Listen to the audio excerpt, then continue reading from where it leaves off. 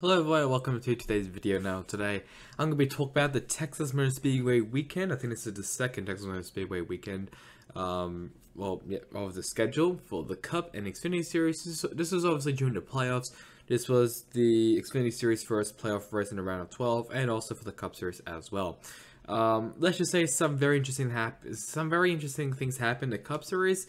And for the Xfinity Series, it was mainly just a normal day, especially for one driver, which I will get to very soon. But before we get into that, like and subscribe, it will really help me. And the next week's schedule race, which is Talladega Superspeedway. This is definitely going to be a wild card race, and also the Roval, which is also coming up after Talladega. But this one, everyone is going to be looking at this. And it's probably going to be a massive wreck probably going to happen in probably all three of these series. So Friday, we'll first start off with that. We have OSS inspection if you want to watch that. At 3:30 p.m., but it won't be on TV, which be the Truck Series qualifying, so there'll be no practice for the super speedways. And at 5:30 p.m. will be the Xfinity Series qualifying. That'll be on USA and Peacock. That starts Friday. On Saturday, October the 1st. On 10:30 a.m. we have qualifying for the Cup Series. That'll be on Peacock and MRN. And then at 12:30 p.m. will be the Truck Series race for the running of the Chevy Silverado 250. That'll be on FS1, MRN, and Sirius XM. And then there's also the press pass if you're interested in that as well. At 4 p.m. Eastern Time will be the Xfinity Series race for the running of the Sparks 300. That'll be on USA, Peacock, MRN, and Sirius XM. Then finally, on Sunday, it will be the Cup Series race for the running of the Yellowwood 500. That'll be on 2 p.m. Eastern Time. That'll be on NBC, Peacock, MRN, and Sirius XM. And there's also a press pass as well after the race if you're interested in that. So move over to the Xfinity Series, and it was a normal field day for Noah Gragson as he wins once again. He's been on a tear in this series, I just want to say. In second place, Austin Hill, then Ty Gibbs, AJ Allmendinger, Riley Herbst, Josh Berry, Sheldon Creed, Sam Mayer, Ryan Sieg, and CJ McLaughlin ran out of the top 10. He actually that's actually his first ever top 10 in his Xfinity Series career. And then got Nicholas Sanchez, Bailey Curry, Stephen Parsons, Tommy Joe Martins, Jeff Burton, Matt Mills, Alex LeBay, Joe Graff Jr., Anthony Alfredo, and Mike Snyder ran out the top 20. No one failed to qualify, and a couple of drivers went to the rear. Bailey Curry, David Starr, Ekino Agata, Tommy John Martins, Ty Gibbs, and JJ Yaley, they all went to the rear due to unapproved adjustments. And then we got Garrett Smithley, who went to the rear due to an engine change.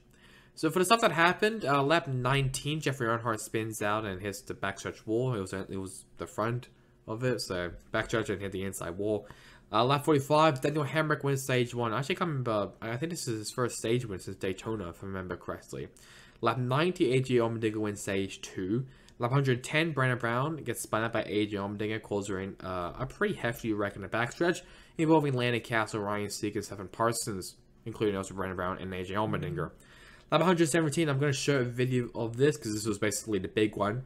Jonathan Nemechek gets loose on turn 2 and triggers a big one, involving Brandon Poole, Justin Allgaier, Joe Graff Jr., Daniel Hemrick, Jonathan Nemechek, Brandon Jones, Kyle Weatherman, Josh Williams, Mason Massey, all involved. I just want to say this as well. Can we just have Brad Daugherty in the comm box for the rest of the season? That was amazing commentary by him. He was basically what like every fan was thinking when that happened. Just a bunch of screaming, "Oh my god!" all that other stuff.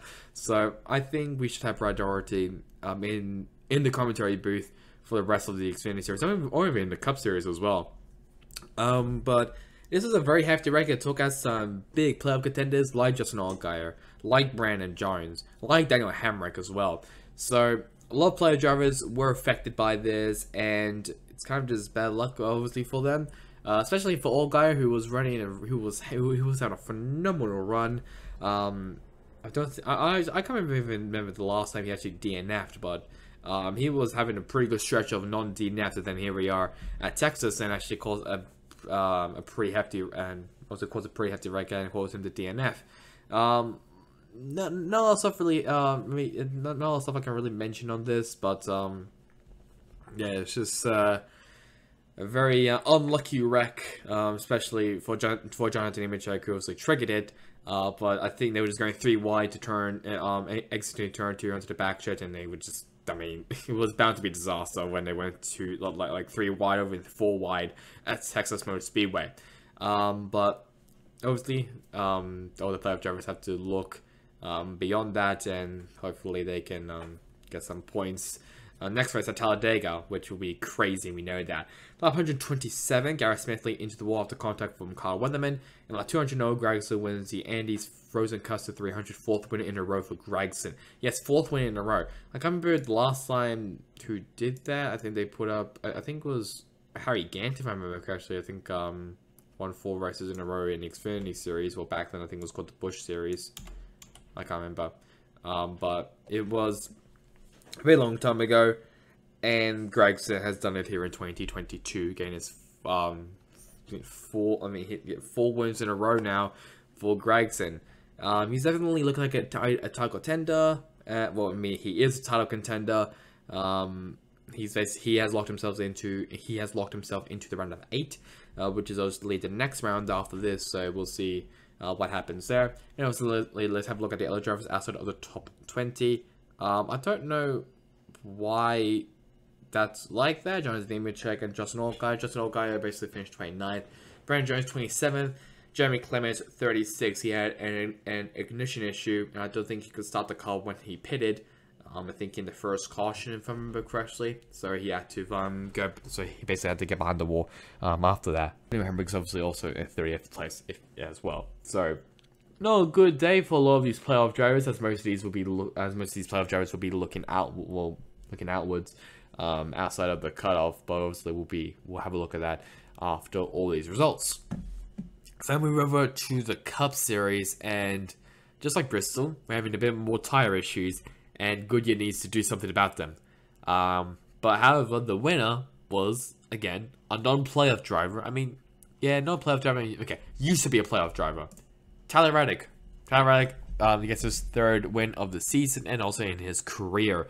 In 2nd place, Joe Logano, Justin Haley, Ryan Blaney, Chase Briscoe, Eric Jones, William Byron, Brad Keselowski, Kyle Larson, and Denny Hamlin ran the top 10. We'll be talking about Byron Hamlin later in this video as well. Then we got Michael McDowell, Daniel Suarez, Ross Chastain, Carl LaJoie, Austin Cindric, Ty Dillon, Austin Dillon, Harrison Burton, Kevin Harvick, and Ty Gibbs ran out the top 20. 3 drivers went to the rear. That being Justin Haley, Cody Ware, and BJ McLeod. That was because of unapproved adjustments, and no one failed to qualify. So stuff that happened. A lot of stuff happened actually. So first of all, 2 Toyota drivers spun. That being Martin Truex Jr. and Kyle Busch.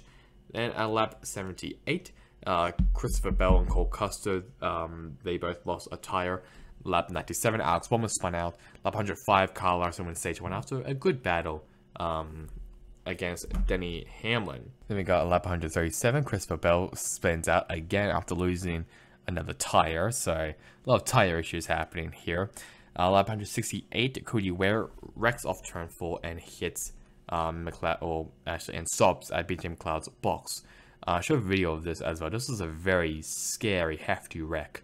It was actually caused him to be transported to the care center via a stretcher, but luckily he is okay. No concussions at all. I think it was just I think something on his leg. I think it was a bit of a movement there. I'm pretty sure. I can't remember what that was about, but yeah, I mean, it was a hard impact into the outside wall, and it just snapped loose. It looked like probably was because of a mechanical failure, but it was something.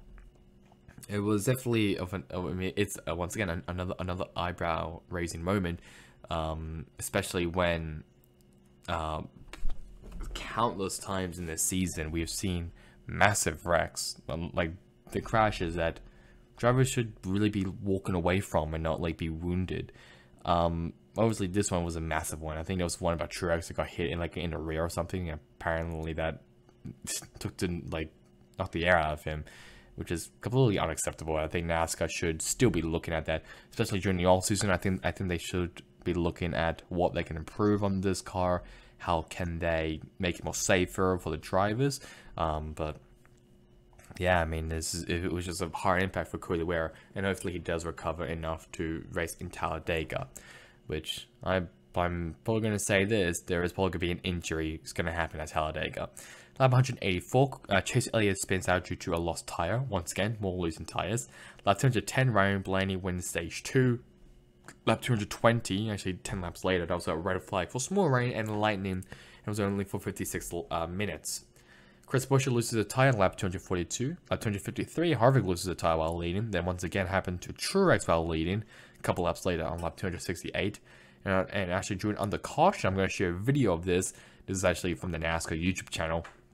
William Byron spins Denny Hamlin under caution. Now, I think there were a bit of aggression going on. I think before Truex lost a tire, I'm pretty sure. They were just beating and banging. I think Hamlin ran Byron a bit wide and almost got him almost got him into the wall in the backstretch, which also caused Byron to spin Hamlin out under caution. It definitely looked intentional. I think he said, I can't remember what he said in his post-race interview, but let's just say Talladega, and even the Roval. So I feel like the Roval is going to be where there's going to be a lot of paybacks happening. We'll definitely have to wait and see on the Roval, but maybe they'll probably maybe talk it out before Talladega, maybe even after Talladega if they both wreck and it was intentional from Hamlin to wreck out Byron. But we'll have to wait to see about that. Let's just say Hamlin's making, he's not making a lot of enemies, but a lot of people are making him enemies. We'll say that. And then finally, lap 234, Tyler Reddick wins the Auto Trader Echo Park Automotive 500, first win on an oval. It's also a great result for Tyler Reddick. Obviously, he'll be leaving at the end of 2023 to go to 2311 Racing, which I don't understand why. I mean, we'll wait and see if 2011 does buy out Tyler Reddick's contract, if Kurt Busch can't return and everything. So, but we'll see about that. Silly season is still going on. So let's have a look now at the other finishers outside of the top 20. But Wallace, he's obviously in via the owner's points, so he's finishing 25th place. If you're interested in the owner's points, but for the actual championship involving the drivers, Alex Bowman 29th, Chase Elliott 32nd, and Christopher Bell 34th. So not that great for Hendrick Motorsports or even Jacobs Racing for Christopher Bell. He was basically the car to beat, and then he just spun out and lost the time and everything. So yeah, not a good result. Not a good result for Christopher Bell. Let's now have a look at the standings. We'll first start off with the Xfinity Series standings, and no, Gregson has knocked himself into the next round, which is around 8, which I already mentioned. Behind him, got AJ Allmendinger, Ty Gibbs, Austin Hill, Josh Berry, Justin Allgaier, and these two drivers, Sam and Ryan Sieg, are currently 1 point in front of the cut line, basically in front of Riley Herbst, who's obviously 1 point behind them. Daniel Hemrick, 8 points behind the cut line. Brandon Jones, minus 13, and Jeremy Clements, minus 29. So if Jeremy Clements doesn't have a good run at Talladega, then it'll probably have to be a must-win at the Roval. But obviously, I have to see what happens there. Obviously for the other drivers, Landon Castle, Sheldon Creed, Anthony Alfredo, Brandon Brown, Mike Snyder, Jeff Burton, Brandon Malford, and Alex Abate. Then for the Cup Series, let's look at a bit more interesting here. Joe Logano, he's basically safe unless he wrecks out, and I mean, he'll probably maybe wreck out Talladega. We'll have to wait and see. If he does wreck out Talladega, then he might be in trouble, but I think he might be safe for now. He's plus 30 above the cut line, so he has a pretty decent cushion. Then we got Ross Chastain, William Byron, who I think is under investigation, probably quote unquote under investigation. I think NASCAR is currently looking at the incident. So maybe when this video is uploaded, Byron will probably be penalized or something. Have to wait and see though. Kyle Larson, Ryan Blaney, Denny Hamlin, Daniel Suarez, and Chase Elliott, both of them are plus 4 above the cut line in front of Chase Briscoe, who's 4 points behind them, and basically minus 4 below the cut line. Austin Cindric, minus 11 below the cut line. Christopher Bell, minus 29 below the cut line. And Alex Bowman, minus 30 below the cut line. These two drivers can still make it into the playoffs, because anything can happen in this 2022 season. We've already seen how crazy it is. And obviously for the other drivers, Tyler Reddick, Austin Dillon, Kyle Busch, and Kevin Harvick, those 4 drivers were eliminated from the first round. Then Martin Truex Jr., Eric Jones, Bubba Wells, and Eric Almirola. So that is it for Texas. And obviously just a reminder that the next race is at Talladega Superspeedway for the Cup, Xfinity, and the Truck Series. So that's really about it for me. Hope you guys enjoyed it. Catch you guys on next time in the next one. Goodbye.